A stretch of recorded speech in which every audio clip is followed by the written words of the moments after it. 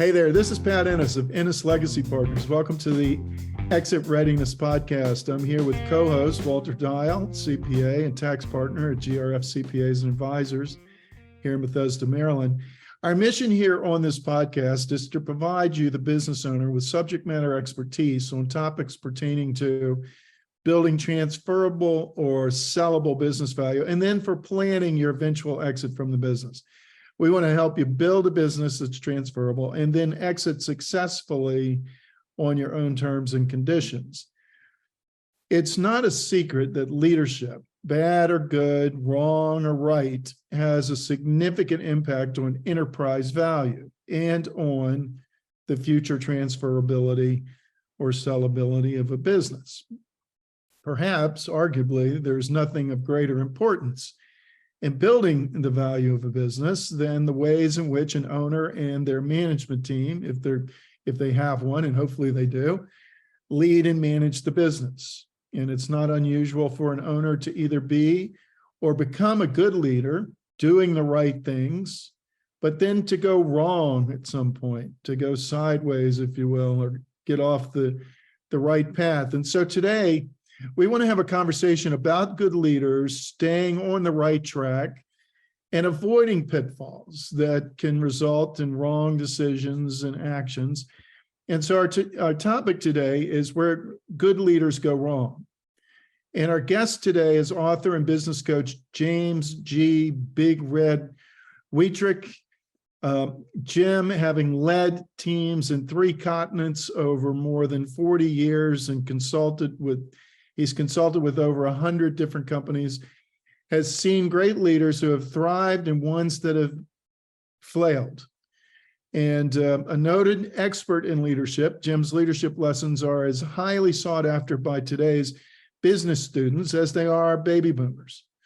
From 2006 to 2014, he built a team at, and I'm going to butcher this, Monlicky. Yeah, that's really right on. Monlicky, yeah, Monlicky, yeah. Okay, good. Healthcare that grew the revenue over 7 times, Jim, and the EBITDA over 20 times. That's getting the attention of at least a few people, I'm sure, at this point. Creating over 1 billion growth in enterprise value and taking the U.S. business from number 5 to number 1 in the served market with an employee satisfaction index of over 95%. He's passionate, you'll find this out here in the next few minutes, about diversity and inclusion, and hosted a 2-day meeting for all women in the organization, not just high potentials, to discuss their unique challenges. So he's in tune to that whole issue of diversity and inclusion as well. And he focuses now on coaching and mentoring and spreading his leadership lessons to individuals to help individuals become better leaders and organizations create better leaders. And so we're excited to have Jim with us this morning. Jim, welcome. Thank you for joining us. We're glad to have you. Pat and Walter, it's a great honor to be with you. I really appreciate the hard work and great efforts you're doing to help businesses grow and to help business leaders exit their business. And it's just a delight to be here and talk about the critical importance of leadership in business today, regardless of where the business is or what the Fantastic. Let me just ask you real quick. I know Walter's got a question right out the gate here, but Big Red, how did we get that? Yeah, I often have a picture over here, but I don't have it. It's my college graduation. When I had hair, it was flaming orange, and it started in high school when we took Spanish class, and people realized that red is rojo, and they called me Big Rojo. I'm 6'3", 220 pounds, so. But unfortunately, I've lost my hair, and what hair I have is no longer red. So I teach marketing part-time at Texas Wesleyan University, undergraduate business marketing, and I tell my kids in my first class I've lost my brand. So what do you do about that? And I've had some unique some things you just can't control. Yeah, exactly. I could get a wig. I could get, I could diet what I have left, but I've let nature take the course, So Jim, let me start us off. A lot of the clients that Pat and I work with, the business owner is running the business. Yeah. But I'm not so sure that he's leading people. Yeah. So if you catch what I mean, how would you define leadership? Yeah, I mean, I think it's an interesting question, Walter. And I think there's a number of different leadership approaches that are apropos and applicable, and leadership is not necessarily just one of those things per se, but I believe strongly the fundamental notion of leadership is about developing and growing people, and having those people develop and grow along with you and follow you wherever you go. Great leaders, as you know from your history working with all kinds of companies, great leaders have a legacy of lots of people wanting to follow them wherever they go. Having those followers and really showing people that you care about them. I love the line from, oh gosh, I'm blanking on the author's name right now, but John Maxwell. I love the John Maxwell line. People don't care how much you know until they know how much you care. And I really do believe, particularly today, that more so than ever when, we got in business early in our careers, you have to really care about the whole person and not just the person and how they show up at work. How I show up at work, if I'm working for you guys, is a reflection of not is what's just happening today at work, but really what's going on with me in my life, and understanding what's going on in my world and how that impacts how I show up to work is really, really, really critical. Yeah. Yeah. And the way you describe leadership, fits right into the whole model of growing the value of a business, because if you're building a team, that makes your business much more valuable and much more sellable. Absolutely. Absolutely. Yeah, absolutely. Yeah. So before we talk about how leaders can go wrong, which we want to get to, Jim, in our conversation with you. In your opinion, what are the right things to do in leading a company and increasing enterprise value? And I know, historically you've worked with mostly larger companies, I think, and our audience and listeners are more, they're small business owners, anywhere from, up to 50 million in revenue. But yeah, what, based on your experience and expertise, what would you say the right things to do for a small business owner in building that enterprise value? Yeah, I mean, I had my own consulting business, and I still have a consulting business, and I do coaching and mentoring and leadership. And I took my small little business with half a dozen people up over $2 million in revenue. So I've built a nice small little business. Nothing on the scale of 20 or 50 million, that's for sure. But I do think it's about the same thing as running a big business like I did at Monica, is finding absolutely the right people. And I'll tell you about a major failure I made that will resonate probably with many, if not all, of the people who generally listen to this podcast. I made a huge mistake when I had my small little business. And I should have known better, but I have learned from that mistake, and I hope if others might be in that situation, we can help them avoid that situation as well. But I've been so very fortunate. I've had a woman who's worked with me from the very beginning named Paula Grimes. And Paula's been sort of accountant, back office person, right-hand person. And she worked for a dear friend of mine, and she decided not to go back to work full-time and only work part-time. And I strongly suggest everybody have a Paula who I can trust literally with my checkbook. Yeah, I look at the statements at the end of the month, and I, make sure and do all the smart things that a small business owner needs to do. But Paula is just unbelievable. And I couldn't have done what I've done without initially starting off with a person that was absolutely just fundamental to supporting me, helping me, listening to me, encouraging me, chewing me out when I needed it. And we went from there. And Jim, in reading your book, and here it is. Stifled, where good leaders go wrong. Okay. You mentioned synthetic leadership. What you want to describe what you mean by that? Well, I mean, I think some leaders do a good job of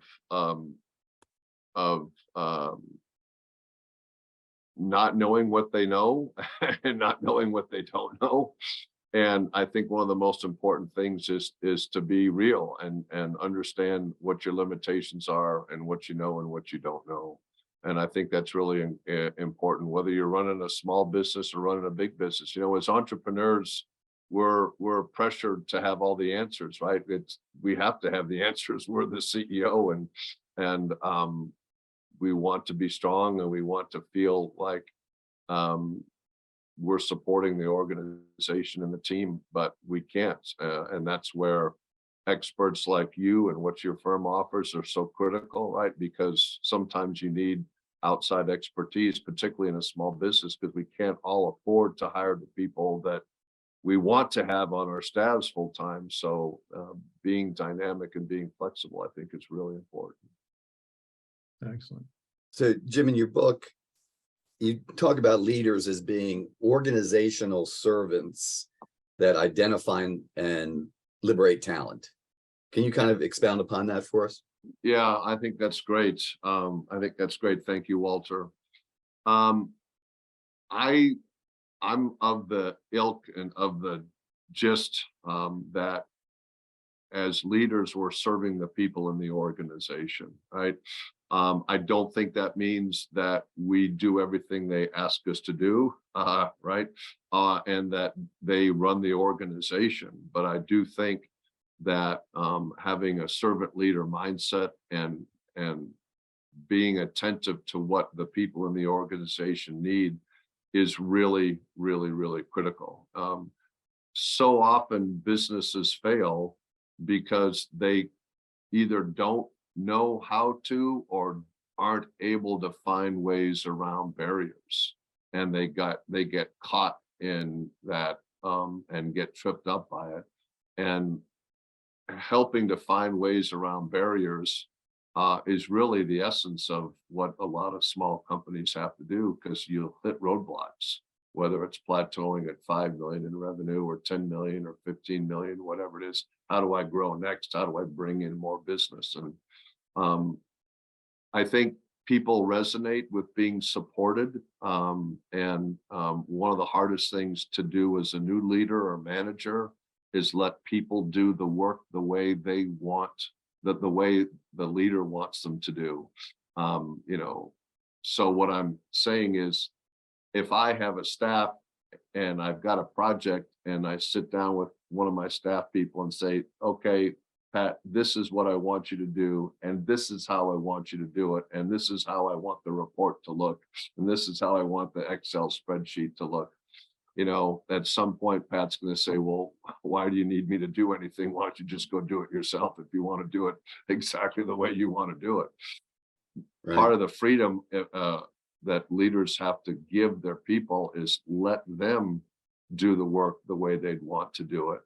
And one of the things you learn as a leader who lets go and really kind of empowers his or her team is, at least what I found in my career, more often than not, people do work better than I ever would have done it, more creatively, more comprehensively. It's the old line, generally people show up to work every day to do a good job. And sometimes we don't give people credit for doing that, right? Yeah. And so serving the organization, helping them develop, helping them grow.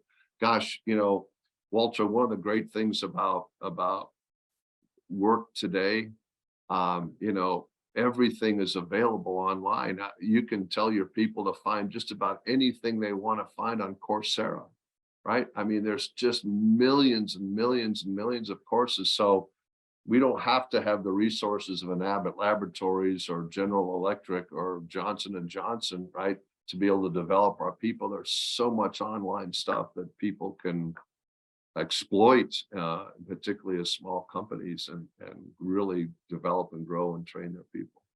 Yeah. Yeah. So one of the things that you just mentioned there was letting go and empowering. So in there, there's a few things that you're going to be delegating, and then empowering folks to do what you've the job description that you've hired them for. And so when you do that, you're building trust, right? And with Lencioni, Patrick Absolutely. Lencioni, and his trust is foundational to Absolutely. building a cohesive team, which is one of the foundations of a healthy organization. Yep. And it empowers people. And of course, you're going to be, when they're empowered, the organization becomes more efficient. And all of that lends toward building a business that's more valuable. Absolutely. Because it's not centered around the owner. That's exactly Now, right. what we find, though, with clients that we work with, and we understand this, it's completely understandable. It's hard, that letting go part is not easy. They may have started with a tool belt and a truck, and they've built this thing from the ground floor. They've founded it, they've sold it. Sold the product, and they've built it to this point. And so the letting go and the delegating can be one of the hardest things for them to do in building enterprise value. What's some words of wisdom from you, Big Red, in regard to the letting go piece?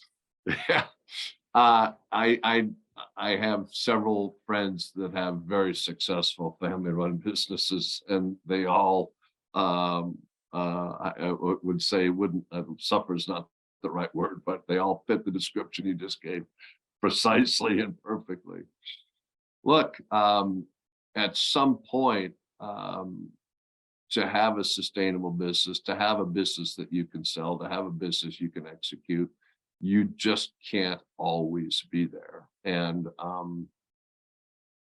I think it's a lot of it is pride, right? That I've built this business, I've grown this business, and I have a real emotional attachment to it. So I don't necessarily want to have somebody come in and have me let go of it. And I think part of it is looking in the future, right? And saying, what does the world look like? What does my world look like in 5 years and 10 years and 15 years and 20 years? And thinking more long term, I think, and having conversations with you guys about what that looks like. It's probably easier, Pat, for them to do it when they have a longer term horizon than a short term horizon. Today, I'm not going to make any changes because that's what I do today. But if I think about where I want to be in 5 years, what are the steps that I need to take between tomorrow and that 5-year period to get me to where I want to be in 5 years? And I think with a little bit of a longer vision, they'll begin to realize this is the process I've got to go through, rather than just flipping a switch and saying, okay, it's all yours, right? And you can do that. And people have done that. I think it's a little bit like maturity, right? I may think at 13 years old, I'm ready to drive a car, and some people may live on ranches and drive tractors younger than that. But there's a reason why we think you probably need to be 15, 16 years old, and having that time horizon, realize, okay, I can't drive a car now on the highway at 13, but in a couple of years I'll be able to. And what do I need to do to get there? I think the same thing's true with letting go of day to day and really micromanagement in your own privately held business. Yeah, Walter, I think that aligns with our experience, doesn't it, in regard to the longer term horizon. The business owners that we work with who seem to be more successful in letting go and delegating and empowering others are the ones that are being pulled more and more away from the business because they do have a future vision beyond the business. life after the business. They've started to get interested in other things that have purpose and meaning, the way the business has, and whatever it might be, and it more pulls them away. And so they're getting more and more vision for long term, as you put it, Jim. But then it results in them more being easier for them to let go. And would you say that's right, Walter? I mean, I think that's been our experience. 100%. I agree. Yeah, it makes all the sense in the world. And I say the same thing to my coaching clients in relation to their own personal careers, right? People want to focus on what's the next best job for me, right? I'm in this job. I've been in this job for 3 years or 5 years. What's next? And I always start with, where do you want to be in 10 years, right? Where do you want to be in 10 years, right? What are your aspirations? Starting there and working backwards, it's much easier for them than saying, okay, tomorrow I've got to go from this job to that job. And that next job may not make as much sense if I just think of it in that context versus a longer horizon. You know, I think this is a very important point because if you've listened to us before, you've heard us say or quote this statistic that 75% or more of business owners are miserable within or unhappy within 2 years of leaving their business that they've built. And the reason, a big reason for that is they haven't thought thoroughly through what's next that's going to replace the meaning and purpose to life that they've experienced as a business owner. And so if you can begin to do that, business owner, start to think about 10 years, what do I want to be? What life to be like? What do I want business or life to look like after the business? It can actually impact how you're enjoying or not enjoying the business today, because it may result in you beginning to more let go and more delegate now, and hence, you know what, you'll more enjoy life in the business today if you do that. Yeah, it's fabulous. And it's exactly what I did with my consulting business. I still have people that do the traditional consulting, but I decided a couple of years ago to get trained and went through a 1.5 long training program part-time at night on executive and professional coaching, because I knew what I wanted to do was stop doing the traditional consulting and do executive coaching and mentoring. And the other nice thing about that, and part of the plan, was I knew I wanted to do that part-time, right? Consulting is really a full-time job, if not more than full-time, because you got to work when your clients want you to work, regardless of what day of the week it is or what time of day it is, versus coaching where it's scheduled and it's scheduled in advance. And I can block my Tuesdays, Wednesdays, and Thursdays, as I do now, to do my coaching, right? So it leaves my Mondays and Fridays to be with my wife or my family or my kids or whatever I want to do. So I very much set the same sort of, game plan that you're talking about and talk about with your clients. Hey, Jim, you kind of teased us early on about a huge mistake you made. You want to share that with us? Yeah, I do. I bought a business in 2014 that was based in Atlanta, and it was two guys, 70 years old. They wanted out of the business, and we struck a really wonderful deal, and everybody was really happy. And I put somebody I had worked with as a vendor at Mundlika, right? Remember, I left Mundlika in 2014, and about 6 months later, I bought this business in Atlanta. And the guy was a recruiter. He had worked with a search firm, and he did a great job for us in that role. He did a great job, very mature guy, been around a long time, worked for BMW Financial Services. I thought I knew him, having worked with him on several key recruitments, and he worked for a larger firm. And long story short, fast forward, he almost destroyed that business. What I came to find out is he really can't be an independent operator He really is not a leader. He's an individual contributor that needs to be very tightly managed and told exactly what to do, right? Michael, this is what you need to do. You need to do these things. And this is how you need to do it. And I'm based in Dallas. That company was based in Atlanta. My brother-in-law joined that company. He's an industrial psychologist, and he's in Atlanta. And the business had a small team that came with it. And fortunately, I had a very, and have always had, from my large company experience, there's several things I learned early on. Do not go cheap on. One is financial services, right? You've got to have super competent CPA folks like you. The second is legal services. And I've spent hundreds of thousands of dollars on lawyers running my businesses and doing,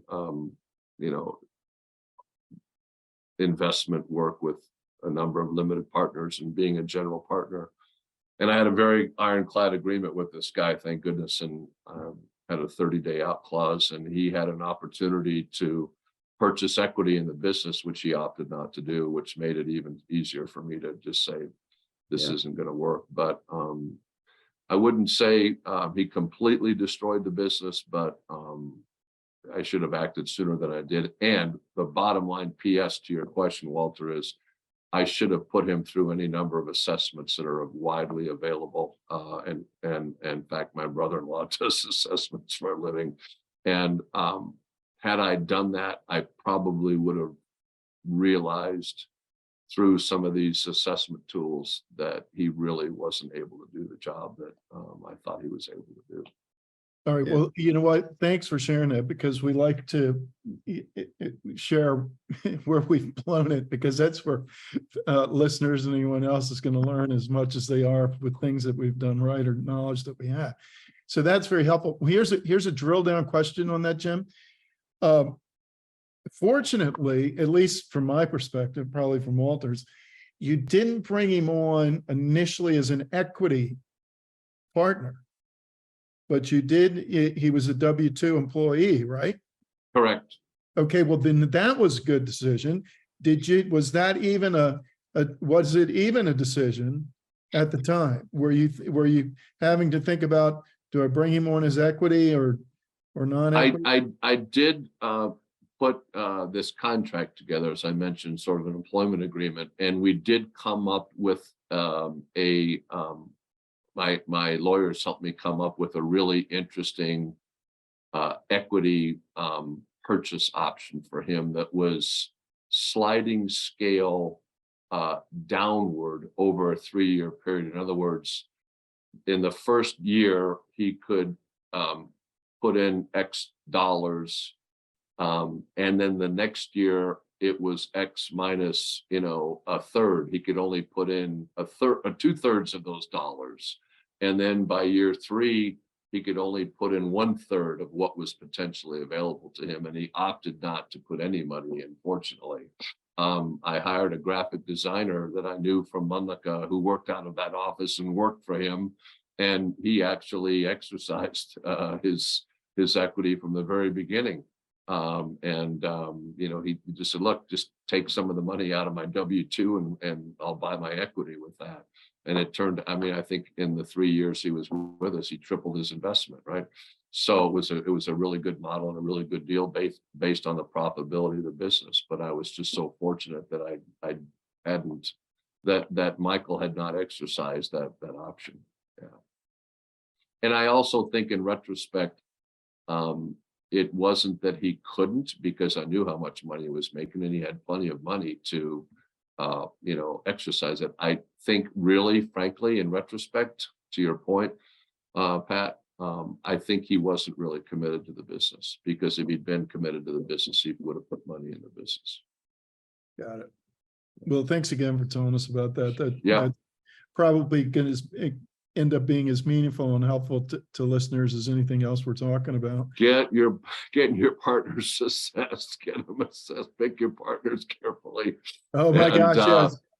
Oh yes. It's something that we're preaching all the time. As a matter of fact, well, if you have any questions about how to do this, listeners, Google the partnership charter by David Gage, and that can be helpful to you. As a matter of fact, Awesome. you can get information on it at ennislegacypartners.com. We are fastly running out of time, but a couple more questions, if we could, before we let you go, Jim. How do you see traditional management structures going forward needing to change with this new generation of workers that we have? Yeah, gosh, Pat, that's a absolutely fabulous question. And we could talk about that for hours, but clearly the classic, command and control is it's just mostly out the door, right? I mean, there are some companies and some businesses where you have to have very carefully controlled, routinized processes. You're making stuff, it's high quality, high expense, and there's only one way to do it, right? But the general, you work for me, and when you do, I own you while you're here is mostly out the books, or out the door. I think there's a great Harvard Business Review article that was written by Daniel Goleman in I think it was 2019, and he talks about 6 different leadership styles: a coercive style, an authoritative style, affiliative style, democratic style, pace setting style, and coaching style. And I think all those different styles and different processes and different circumstances create different leadership needs. And I think understanding that there is a continuum, right? At sometimes I'm going to have to be very directive, and at sometimes I really want to coach and develop people. So I also think, Pat and Walter, I truly believe from the bottom of my heart, we're working twice as hard as we did 20 years ago. And it wasn't that we weren't working hard 20 years ago. That's not my point. It just the pace and nature of business today is brutal. It's just brutal. And one of the things that I think business owners have to be cognizant of is, how do I communicate with people? And by that, I can't tell you how many people I work with that spend a good quarter of their day trying to find stuff, because we're using too many portals. We're emailing, we're Slacking, we're Teamsing, we're Outlooking, we're texting, we're phoning. And since you're a business owner, you can pick the method of communication, right? We're going to do email for general communication, and we'll use Slack for projects or whatever. But a lot of people spend a lot of time searching stuff because there's too many platforms that people are using, even small businesses. Gosh, I'm sure you've talked to some of your people and guess the whole notion of AI and what that's going to bring to small businesses is absolutely fascinating. Yeah, fascinating. Yeah, that's a whole nother area. It was interesting. We just had a firm retreat, and we do partners and managers, and it was really interesting. The managers, their number one item as far as what they felt needed action was communication. They want to know very early on, what do I need to do to keep progressing through the firm? My theory is always, hey, we haven't fired you, so you must be doing okay. Yeah, exactly. I guess that doesn't work too well. Yeah, that's pretty much old school. You are showing your age there, big boy. Yeah. So. I do encourage people to develop what I call glossaries. We as leaders use words that we understand, that we often think that everybody understands. And I remember vividly, we had this onerous budget process at Abbott Labs called the April and August update. And the division president, a brilliant guy, a mentor, stood up at a national sales meeting in early one year and was telling these 800 salespeople about how well we did versus our August update. And everybody was like, what's an August update? I got an annual sales target. and either I made it or I missed it. What's the guy talking about the August update for? I mean, nobody in the audience other than the headquarter people knew what he was talking about. And he droned on for a long time about how we performed versus the August update. So when we say we do things, we believe in diversity, we believe in inclusiveness, whatever the words are.